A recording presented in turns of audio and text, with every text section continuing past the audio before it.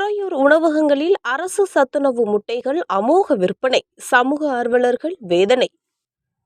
திருச்சி மாவட்டம் துறையூரில் சுமார் 25க்கும் மேற்பட்ட அங்கன்வாடி மையங்கள், குழந்தைகள் காப்பகம், அரசு பள்ளிகள், அரசு உதவி பெறும் பள்ளிகள் ஆகியவற்றில் தினசரி மதிய உணவிற்காக தமிழக அரசு சார்பில் லட்சக்கணக்கான முட்டைகள் இலவசமாக பள்ளி குழந்தைகளுக்கு வழங்கப்பட்டு வருகின்றன.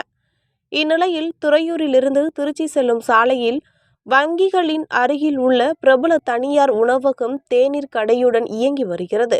இந்நிலையில் அந்த உணவகத்தில் தமிழக அரசின் முத்திரையிட்ட சத்துணவு முட்டைகள் தடையின்றி மிக குறைந்த விலையில் ரூபாய் 2க்கு கொள்முதல் செய்யப்பட்டு பொதுமக்களிடம் ரூபாய் 15க்கும் மேல் ஆம்லெட் உள்ளிட்ட பல்வேறு விதமான முட்டை உணவுகள் விற்கப்பட்டு வருகிறது.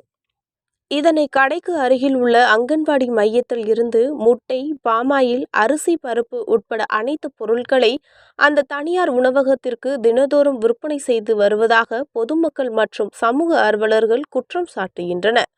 இந்நிலையில் சம்பந்தப்பட்ட உணவகத்தில் தமிழக அரசு சத்துணவு முட்டைகள் இருப்பதைக் கண்டு பொதுமக்கள் அதிர்ச்சி அடைந்தனர். இந்த தகவல் துறையூர் மற்றும் சுற்றுவட்டார பகுதிகளில் காட்டுத்தீ போல் பரவி வருகிறது. இதனை மாவட்ட ஆட்சியர் மற்றும் உணவு பாதுகாப்புத்துறை அதிகாரிகள் துறையூரில் உள்ள தனியார் உணவகங்களில் நேரில் ஆய்வு செய்து தகுந்த நடவடிக்கை எடுக்க வேண்டுமென சமூக ஆர்வலர்கள் கோரிக்கை வைத்துள்ளனர்.